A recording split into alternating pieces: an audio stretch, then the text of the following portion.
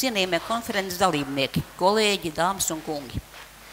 Rīgas pilsētas arhitekta biroja ir rosināta, esmu uzņēmusies sniegt nelielu ieskatu Vecrīgas reģenerācijas projekta priekšnosacījumos, tapšanas vēsturē un tā lomai Vecrīgas attīstībā. Vecrīgas reģenerācijas projekts ir pilsētu plānošanas dokuments, izstrādāts līdztekus un saistībā ar Rīgas centra rekonstrukcijas detaļu plānojumu pagājušā 20. gadsimta 70. un 80. gados. Projektā detalizēti izstrādāti pilsētu būvniecības pieminekļa saglabāšanas un pilnveidošanas pasākumi 25 un 30 gadiem, kā arī noteikta tā loma pilsētas centra telpiskās un funkcionālajā sistēmā. Minētā projekta tapšana izraisīja atšķirīgas pieejas Vecrīgas kodola veidošanai. Reģenerācijas projekta izstrādē tieši neesmu piedalījusies, bet darbs Celtniecības zinātniskās pētniecības institūtā bija saistīts galvenokārt ar šo projektā realizācijas posmā, tas ir pat līdz 2003. gadam. Man ziņojums nebūs teorētisks, tas būs praktisks par to, kā tajā laikā šo projektu gatavoja, kas to izraisīja. Ziņojuma pamattēzes, kas visiem labi lasāmas programmā, necentīšos atkārtot, bet mēģināšu viņas ilustrēt šeit.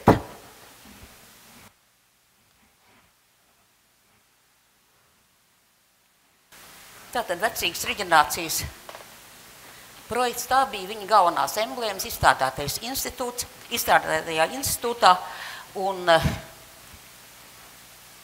tālāk apskatīsim jautājums, par ko vispār šī projektā runāja. Vispirms Vecrīga skatā no putnu lidojumu, un šī Vecrīga ir faktiski tā vienīgā Rīgas daļa, kas visus 8 gadsimtus piedzīvojas, un 8 gadsimtus krājas dažādas, savā mantojumā krājas dažādas vērtības. Katrs gadsimts atstāja zīmes šajā Vecrīgas augumā. 1202. gadā celtā Zobenbraja ordeņpils laika gaitā vairāk kārt pārveidot, taču saglabājusi savu sākotnējo substanci jau 800 gadus garumā. Un šodien tiek ļoti veiksmīgi piemērot muzejā. Cita pieeja rāda 2001. un 2002. gadā uzceltā būvu Daugavmalā. Tās iesīkotais apjoms Trilgnu bastionu pamatu vietā neveido nekādas asociācijas ar pilsētas bijušajiem nocietinājumiem, drīzāk gan rada neizpratni, kāpēc tā izspiedusies krastmalā. Bet pilsētas būvniecības piemineklis, par kādu Vecrīgu pasludinātu 1983. gadā, nav pielīdzināms dažādu interesantu namu vai pat arhitektūras pieminekļu summai. Prioritāte pilsētas būvniecības pieminekļu vērtības skalā pieder ansambļa kvalitātēm, kuras Vecrīga iemiesojas savā evolūcijas gaitā. Tagad nedaudz par šīm kvalitātēm. Vispirms jau nostiprinājusies plānojuma struktūra.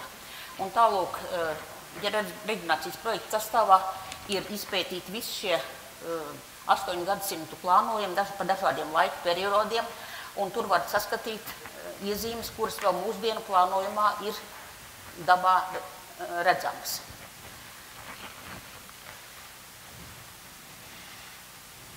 Pilsētvides arhitektoniskās ainamiskās īpatnības.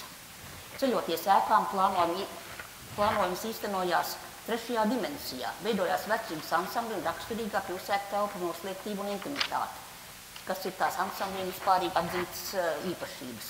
Te lūk mazā Monēta ielā, skats atdurās, noslēdzās ar baznīcas torni, Tirgoņa ielas arī pēc rācinām tornīšu atjaunošanas ir gūs savu noslēgumu skatu. Kā savulaik rakstīja profesors Krūmiņš, skats nevis aizklīst tālumā, tas pastāvīgi kaut kur atdurs.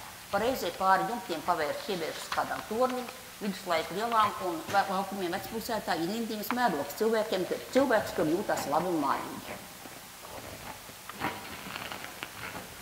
Nākamā īpašība, par kuru varam runāt, tas ir pilsētas kopskats.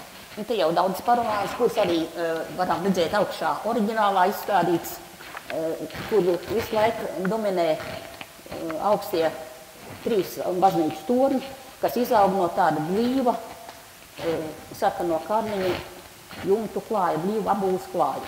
Un tas jau saglabājies līdz pat mūsu dienām. Es domāju, ka bildē Pirmā panorāma ir no 16. gadsimta un līdz mūsējām.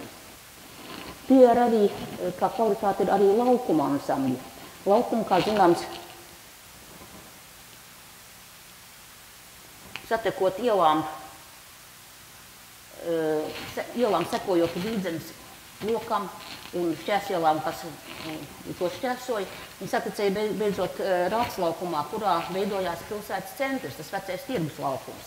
Un Rāts laukumu iezīmēja arī divas ievērojamas celtnes, divas sabiedriski ievērojamas celtnes. Tas bija Rātsnams un sabiedriskās dzīves centrs Melngala nams. Otrs laukums, kas bija kā laukuma ansamblis, tas bija pils laukums. Arī te attēlā variet redzēt pils laukumu, un arī blakus ir iezīmēts, kā reģenerācijas projektā vērtēja viņu apbūvi. Bez tam Vecrīgā ir ļoti daudz tagad arhitektūras piemiņu kārtā ieceltu ēku. No apmēram 500 namiem 200 ir arhitektūras pieminekļi. Šeit variet redzēt, kurā tumšākās ēkas ir agrāk ieslēgtie pieminekļi un vēlākas jau pagājušā gadsimtā 3 reizes vismaz veidoja un pārveidoja arhitektūras pieminekļu sarakstus. Tālāk pievērsīsimies apstākļu kopumam, kas noteica Vecrīgas reģenerācijas projekta vajadzību. Līdz nocirtuma vainu nojaukšanai nekas būtiski Vecrīgas plānojumā un arī apbūvē nebija izmainījies. Vecrīgas ansambļa saglabāšanas, aizsargāšanas, reģenerācijas problēmas radās un nobrieda lielpilsētas attīstības un pēdējā kara lielo postījumu rezultātā. Līdz Pirmajam pasaules karam Vecrīgā galvenās pārmaiņas bija vērojams ielu ainavā, apvienojot zemes gabalus un ceļot ēku augstumu, jo būvniekam atļāva arī stāvu skaitu paaugstināt. Tālāk grūtākais laiks gandrīz bija 30. gadi, kad pirms Pirmā pasaules kara atkal izstrādāja Vecrīgas reģenerācijas rekomendācijas priekšlikumus. Šim laikam bija raksturīgi negatīva attieksme pret Vecrīgas vēsturisko apbūvi. Nodibinoties Latvijas Republikai, Rīga kļuva par valsts galvaspilsētu. Tas ievirzīja jaunus uzdevumus pilsētas centram. Celtniecība un restaurācijas darbības aktivizējās 34. gadā, iestājoties autoritārijam valsts režīmam. Kopā ar praktiskiem mērķiem to stimulēja tieksmi demonstrēt valsts stabilitāti un ideoloģiju. Vecrīgā to saistīja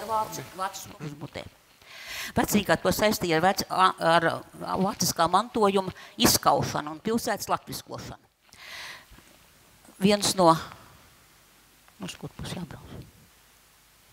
Šeit viens no 30. gadu ielu regulācijas plāniem, kur jau redzam, ka ar zaļo krāsu iekrāsots ir atbrīvojamie kvartāli, ar melno uzbūvētās ēkas, apvienoja dažādas zemes gabalus un jau sarkanās līnijas, jau paplašinājums ar tādām svītriņām. Pēc 36. gada nodibinātās Nacionālās celtniecības komitejas pasūtījuma tika izstrādāta Rīgas centrālās daļas izbūves meti, bet tie liecināja par tā laika arhitektu visai brīvu, pat radikālu pieeju Vecrīgas rekonstrukcijai.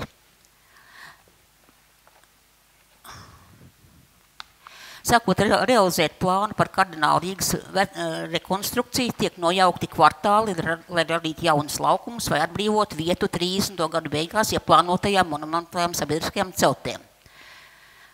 30. gadu vidū iesākās Pēterbaznīcas apkaimes atbrīvošana no vecās apbūves. 36. 37. gadā nojauts apbūves doma ziemeļu pusē, 3 kvartālos, izveidojot plašu laukumu jaunajiem rituāliem.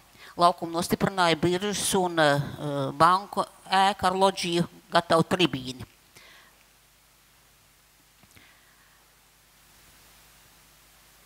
Kārtējie jaunceltņu apjomi tagad prasīja daudz zemes gabalus. Finanses ministrijas ēkas tika iespiest šaurumā, apvienojot 17 zemes gabalus, likvidējot mazo Audaru, mazo Zirgu ielu un pie galvenās ieejas izveidojot pat laukumu arī uz kādu kvartālu rēķina. Kara muzeja ēkas celtniecība tika apvienot 14 zemes gabalu un 40 metri gara trokšņa ielas posms. Armijas ekonomiskā veikala celtniecība atbrīvoja 11 zemes gabalus un 70 metru garo ķēniņa ielas posmu. Tā kā pasākumi tiešām realizējās graujoši. Veselīgi pildījās ar monumentālām lielā ordera formā stērtam celtnēm, veidojās saudīvīga autoritīvā stila arhitektūra. Tas gan nenozīmē, ka šādas jauceltnes ir tieši piemērotas Vecrīgai, Vecrīgas ansamblim. Bija vēl viens jautājums, ka Rīgas slēdos baznīcas torņus gribējās pārspēt ar vēl augstākiem, un šim nolūkam tika šādi projekti arī parādījās drīz vien apritē. Daugavmalā teritorijās starp Rātslaukumu un Daugavu izlēma celt pilsētas biroja namu, pilsētas valdes biroja namu. Atbrīvoja šo platību, tur arī bija ļoti daudz zemes gabali un vairāki kvartāli, un bija iesākts arī projekts. Varētu redzēt šeit projektu apakšējā daļā teritorija un augšā piedāvājums no abām pusēm skatoties. Beidza arheoloģiskos izrakumus, atsākās būvdarbi. Šeit aiz Melngalna nama, tad arī liels klājums pie Rātslaukuma, kurā paredzēta pilsētas centra valžu biroja nams.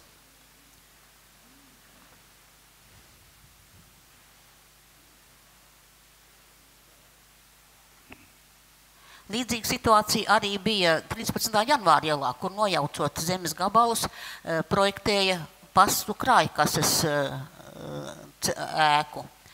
Un tur ļoti drakoniski paredzēja pāršaut vairākus kvartālus un beigās šo laukumu savienot ar stacijas laukumu.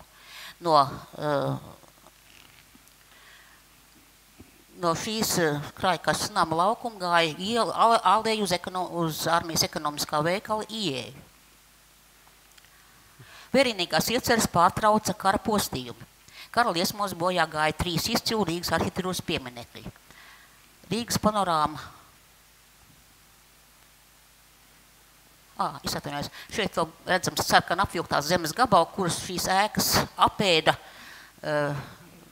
savā teritorijā. 1941. gada pēterdienā deg Pētera baznīcas tornis. Vecrīga zaudēja savu simbolu. Sagraut tiek Melngalna nams, Rātsnams. Bet ar to vēl viss nebeidzās. Viss šīs ēkas bija samērā tādā stāvoklī, bija iespējams atjaunot. Šeit Melngalna nams, bet arī Rātsnams. To gan nojauc pavisam vēlāk. Tad sākās dažādi lēmumi par to, vai šīs drupas nojaukt vai saglabāt. Par saglabāšanu nebija runas, bet sākumā bija paredzēts nojaukt. Tad bija arī konkurss par uzvaras pieminekļu celtniecību. Un drīz vien 47. gadā Melngalna namu tomēr ieslēdza arhitektūras pieminekļu, Visavienības arhitektūras pieminekļu sarakstā. It kā viss virzījās uz labu, bet pēc neilga laika, 48. gadā, tomēr nāca pavēle Melngalna namu nojaukt.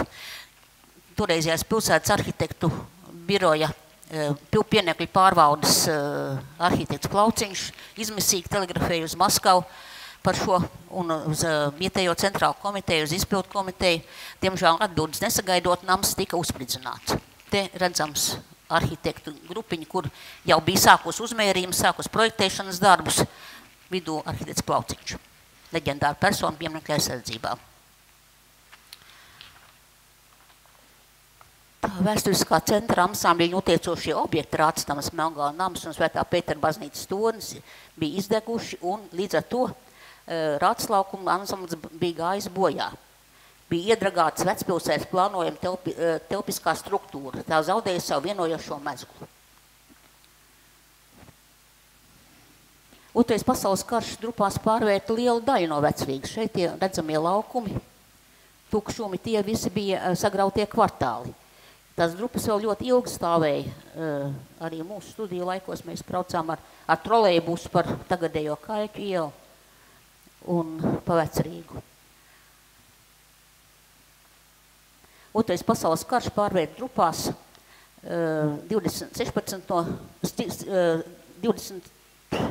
iznīcināja 16 un stipri cieta 26 no 85 Vecrīgas kvartāliem. Vēl miera laikā iesāktie pārkārtojumi karku postiem tiem pavēra plašu iespēju izvērsties. Tagad bija arī draudi no ārpus, jo pēc kara ģenplāns, pēc 1952. Gada ģenplāns paredzēja izvirzīt cauri Vecrīgai pa Rātslaukumu, cauri pa Kaļķu ielu veidot kā tranzitu tādu ģenerālo pilsētas satiksmes maģistrāli tieši pār Rātslaukumam uz paredzēto akmens tiltu. To gan projektēja 54. un pabeidzas 57. gadā.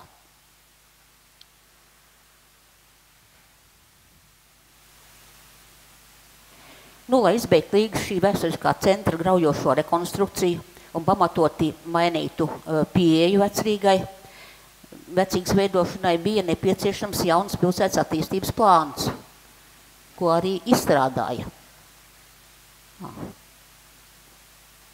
Šeit laikam, ja. Izstrādāja 66. gadā, un šī plānā bija jau paredzēta centra detalizācija un nonāca pie tā, ka Vecrīga šajā centrā ir ļoti sarežģīts objekts un ka te ir jāizstrādā īpašs plāns. Uzsākās šī Vecrīgas projektēšana. Vispirms darbs tika uzdot Celtniecības zinātniskās pētniecības institūta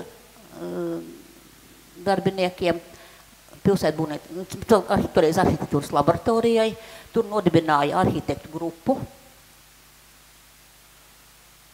Būs otrpus laikam, jā. Nodibināja arhitektu grupu šī darba izstrādē. Sākās viss ar metodikas un darba programmas un darba secības izstrādi. Līdz tam 60. gadu beigās jau bija izstrādāti, bija pasūtīti Restaurācijas zinātniskā pētnieciskajam institūtam izpētes darbi par atsevišķiem kvartāliem,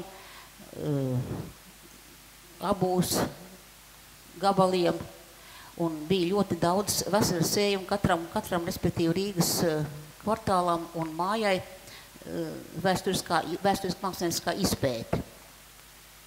Tāpat arī komunāla projekts izpētīja un iesniedza komunikāciju jautājums un mājas ēku tehnisko inventarizāciju.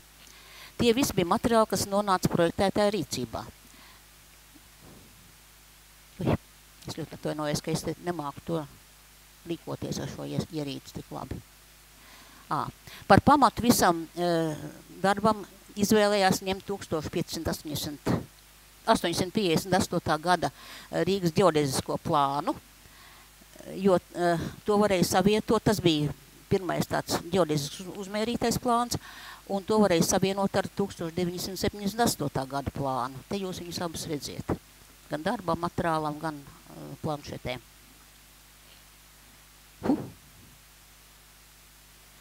Šeit lūk autoru kolektīvs jau pie savu maketu. Pēdējo reizi, ka viņš bija izstādīts, vēl publiski izstādīts pirms Rātsnama. Autoru kolektīvs, arhitekts Pučiņš, arhitekts Holcmanis.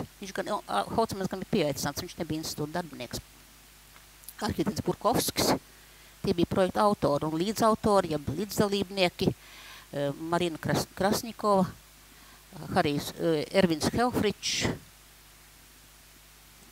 Tatjana Tarasova un Harijs Gailis.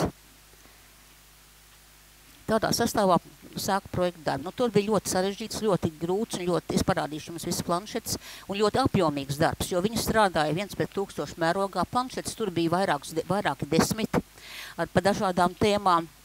Tad bija izpētes materiāli, kurus iestrādāja arī, piemēram, sastāvā bija tāda kā transporta un gājēju kustības organizācija, jumtu segumi, kultūrvēsturiskais un ekspozīcijas potenciāls reģistrācijas projekta rezultātā, vertikāļa telpiskās iespēju analīze. Lūk, es te vienkārši rādīšu jums šos plānus, sīk pa viņiem nestāstot.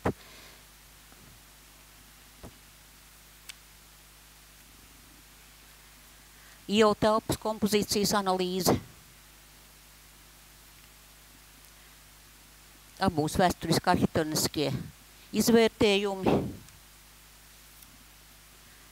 tipoloģiskais raksturojums un vēl dažos citos aspektos. Tā kā projekts bija ļoti, ļoti plašs, un viņa sastāvā bija ne tikai šīs izstrādātās planšetes, bet arī darba kārtībā veikt atsevišķu mezglu detalizāciju. Un šim nolūkam tika izmantot arhitektūras studentu diplomdarbi.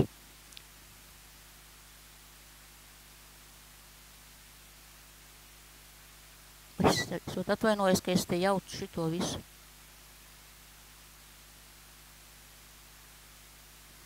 Tā, lūk, bija diplomdarbi izstrādāti pasta pagalmam, Marina Krasnikova to bija veikusi. Tad bija Alberta laukuma rekonstrukcijai, kur tagad it kā draudot apbūvēt, jo tā bija sākotnējā Rīgas pie ostas vieta. Tad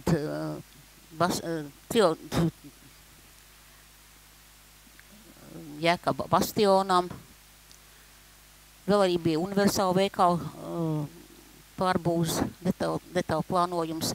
Tā kā šos materiālus arī iesaistīja gan jaunos studentus, kas vēlāk arī kļuva grupas dalībnieki, gan arī radīja priekšlikumu izstrādes iespējas. Viens no projekta metodikas pamatjautājumiem bija publikācijas, un projekts vispār tika visādā veidā aprobēts, izskatīts dažādās padomēs, un pa viņu vienmēr tika sniegt arī informācija gan presē. Mūs tagad saglabājušās ir dažas grāmatiņas, piemēram, te ir Andreja Holcmaņa darbs vecīga pilsētbūvniecības piemineklis. Paskaidrojumu raksts šim projektam nebija, kā dažkārt kilogramiem smagu viņus veidoja. Šeit bija uzrakstīts grāmatiņas priekšprojekta koncepcijas un projekta priekšlikumi, un tālāk arī vēsturiska arhitektoniskā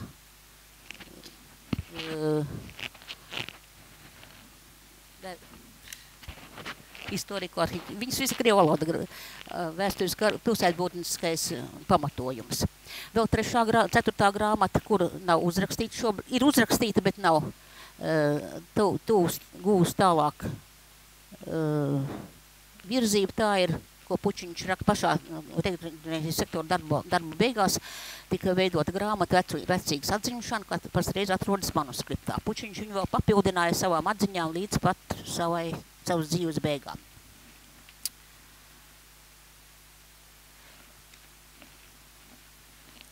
Nu, tagad daži ieskati veikumos, kas saistīti ar reģenerācijas projekta realizāciju. Tirgoņi ieltā rekonstruēt atbilstoši reģenerācijas projektam, atjaunoja apbūves līniju un ēkas viņas sākotnējā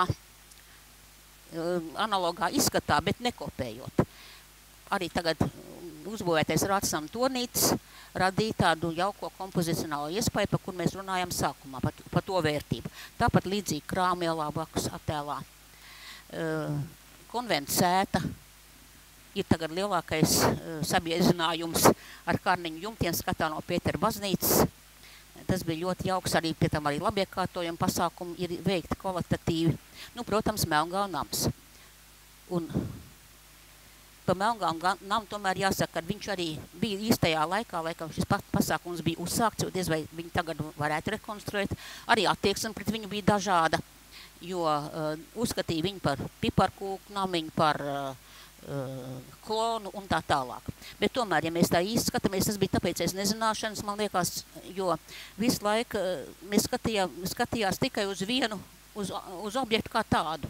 Bet patiesībā objekts, lūk, ir viss kopums, Vecrīgas ansamblis kopumā ar visu ielu tīklu, un jāsaprot tas, ka ar atlaukuma atjaunošanu, Melngalna nav atjaunošana, ir šīs vienotības atgūšanas mērķis bija. Nevis tikai Melngalnam kā tādu kā māju, bet tieši kā pilsētas vēsturisko centru. Nu, vēl arī ziemeļu robežas iezīmēšana ar Jēkabu bastionu un Jēkabu kazarmu. Tad, protams, neizdarīts darbs joprojām ir Rīdzenes upes iezīmēšana, par kur jau vēl Holcman runāja Līlaukumā, bet ir jau vēl citas vietas, kur tas varētu tikt iezīmēts arī pie Minsterējas jau senās ostas vietā, kur pat ir ūdens plankums ilgāku laiku stāv. Protams, Vecrīgas jumta atgūšana, tā bija viena kvalitāte, kas būtu ļoti vajadzīga Vecrīgai. Nu, un tad bija arī visā šajā procesā bija izdomāts, kā šo projektu realizēt. Tas nebija tikai tā, ka uzbūvējam un pametam un atdodam pasūtītajam. Viņš bija ļoti organizēts, viņa projekta tālākai virzībai, tālākai realizācijai bija iekārtots telpas Skārņielā, kur bija paredzēta pārcelt reģenerācijas sektoru un Rīgas pilsētas pieminekļu inspekciju. Un tur bija izstādīts makets un visas šīs planšetes. Viņas bija publiski apskatāmas, pie viņām nāca projektētāji, kas vēlējās savus objektus ielikt Melngalnu nama maketā, tas bija darba makets. Un pa viņu bija arī interesi, pēc tam tas viss izzūda kaut kā. Nu, labi, ka pilsētas arhitektu birojas ir viņu izvilcis atkal no noslēgtām telpām, kur viņš kastīties bija salikts, starp citām glabājās Melngalnu nama kompleksu toalete ieslēdzamā telpā. Un viņš ir atkal domē izstādīts. Un toreiz šīs Vecrīgas reģenerācijas grupas cilvēki strādāja arī dažādas izstrādes un ievirzes. Man liekas, ka tas tieši šodien visiem pietrūkst, gan par Strelnieku laukumu, gan visur. Piemēram, bija tāds izstrādes par Jēkabu kazarmas rekonstrukciju, par Pētera Palasta rekonstrukciju, ievirzes, kuras pēc tam aprobēja un iestrādāja kā uzdevumu no pieminekļu inspekcijas puses. Nu, tie bija tie darbi, kas it kā ir realizēti arī pēc saskaņā ar Melngalnu namu. Bet es gribētu atzīmēt pie izdevības vēl citus, kuri, diemžēl, nav saskaņā ar Melngalnu nama ar reģenerācijas projektu. Piemēram, ir šādas te ainavu noslēdzošas jumta izbūves un krāvuma Vecpilsētas ielā, Šķūņielā, Gutenbergos. Ir arī Rīgas domas izbūve, kas ir diezgan dīvaini. No vienas puses tur sadūrās viedokļi par pilnīgi restaurētu Rātsnamu vai modernizētu. Un tagad iznāca šis ne tas. Liekas, ka nav apmierināti ne restauratori, ne modernisti. Pētera Palasta arhitektūras piemekļa pārbūve. Tad pie Universāla veikals, sapcīt, centrālais Universāla veikals turpina to pašu graujošo abūkārt, bet 30 gados kvartālu apvienošanu. Un te viņš pievienoja vēl tajā laikā apvienotiem kvartāliem vēl veselu rindu tur zemes gabalus klāt. Un šīs piebūves klāt jau nu gan neizskatās diez cik pievilcīgi. Un te vēl viena tāda ēka, kur es jums nevaru parādīt, diemžēl man nav kadra, tā ir, piemēram, Rolanda viesnīca Kaļķielā. Tomēr, ka tajā attālā skatās, tā ir arī tāda graujoša darbība, ka viss šī milzīgā stikla fasāde grauj Vecrīgā it kā tur nekā nebūtu. Un tieši tas ir, jo aizsardzības likumā pieminekļiem ir jāsaglabā, noteikti saglabāt riknu, dalījumu, materiālu un tā tālāk. Nu, šis ir pilnīgi pretēji ar visiem pieminekļu aizsardzības likumiem. Un dīvaini tas, ka mums Vecrīga tagad ir dažādi likumi par viņu 67. gadā, tad viņa bija valsts aizsargājuma zona, pilsētbūvniecības 83. gadā, 997. gadā to Rīgas vēsturisko centru iesliedz UNESCO pasaules kultūras mantojuma vietu sarakstā. Bet ir visādas padomes, likumi, nolikumi, lēmumi, padomas, inspekcijas, un tad nav saprotams, kāpēc dodās mums šādi objekti. Man liekas, par to ir tieši arī jārunā. Vai tas ir atbildības deficīts, vai tā ir neizpratne, kas un kā jābūvē vecpilsētā. Liekas, ka tas būtu arī, par to būtu beidzot jāizšķirās, vai mēs atkal ejam par rekonstrukcijas ceļu, vai turpinām uzsākt to reģenerācijas programmu.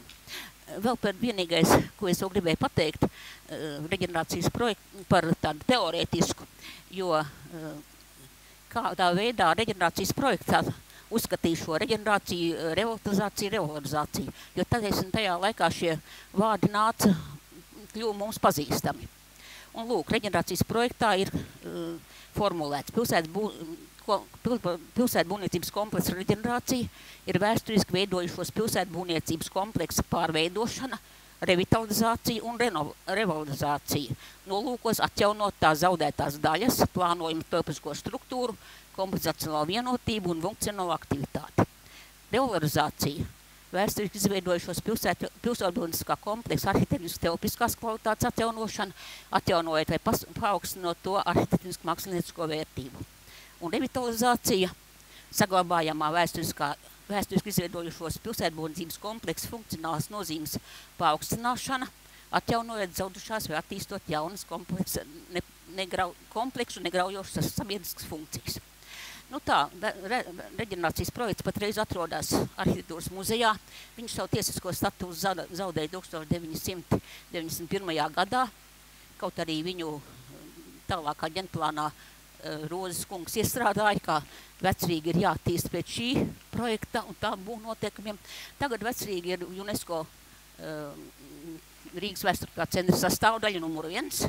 Tur, protams, ir visādi arī labi noteikumi, tur nav nekādas iebildes pret viņiem, bet tā, ka viņus dod un viņi sāk realizēt, tad galvenais kritērijs ir tā, lai nepazina kultūru vēsturisko vērtību. Un tas ir tāds kritērijs, no kura nevar saprast. Tas ir ļoti ietilpīgs, bet reizē arī ļoti nekonkrēts. Un liekas, ka, lai šo jautājumu par reģenerācijas projektu nobeigtu, manuprāt, viņš bija ļoti liels, unikāls darinājums pagājušā gadsimta pilsētbūvniecības jautājumos.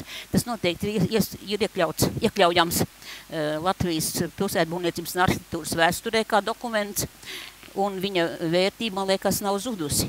Viņš varbūt ne tiešā veidā viņu var izmantot, par cik mums ir mainījusies valsts iekārta un ekonomiski apstākļi visi, bet viņa iestrādātās idejas, viņš bija zinātniski pamatots, uz plašu zinātniski pamatot pētījumu bāzes veidots, un ka tie ir noteikti izmantojami un ar viņiem vajadzētu kārtīgi iepazīties. Un tad ir jautājums arī to, kā organizēt realizāciju, jo šādā veidā vienkārši tādiem formāliem noteikumiem, es domāju, ka to nevar panākt. Vajag tomēr viņus konkretizēt un arī dot uzdevumu, tad mums nebūs šādas celtnes, kā es jums šeit rādīju. Paldies!